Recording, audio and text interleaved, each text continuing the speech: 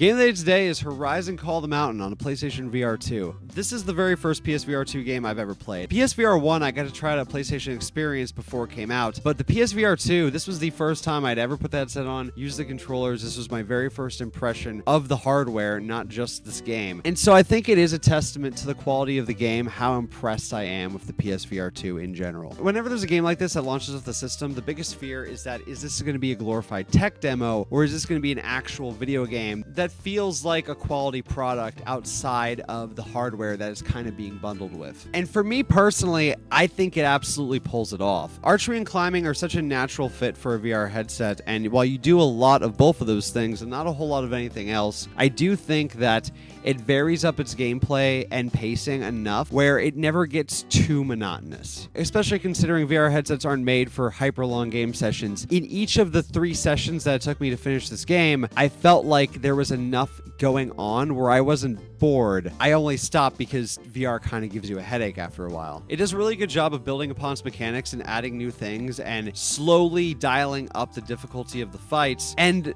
the fights are legitimately exhausting to continue to fire your arrows as much as you have to, but it feels good. It feels good to be tired after a fight in this game, and the difficulty is so excellently crafted in my opinion. There were so many times I was inches away from a game over and then I clutched it in the last second, and that feels incredible, especially in VR, where you have so much agency over your actions. With a game like Call of the Mountain in VR, you would expect that it has a great sense of scale, and it absolutely does. The way you climb up things, look down at areas you'd been to before, look up at places that you're going, slide down ropes and see how far down the ground is, it really does kind of give you vertigo, especially if you mess up and let go or miss a jump and you fall. Like, you really do feel like you're falling. Visually, the game looks great, and it makes great use of the haptics in both the headset and the controllers. My only real complaint about the game is there are certain set piece moments where something bombastic happens and it cuts to black, and then you wake up after like falling off of a tower or something like that. I'm sure that they did that for comfortability reasons, but I really would prefer if they gave me an option in accessibility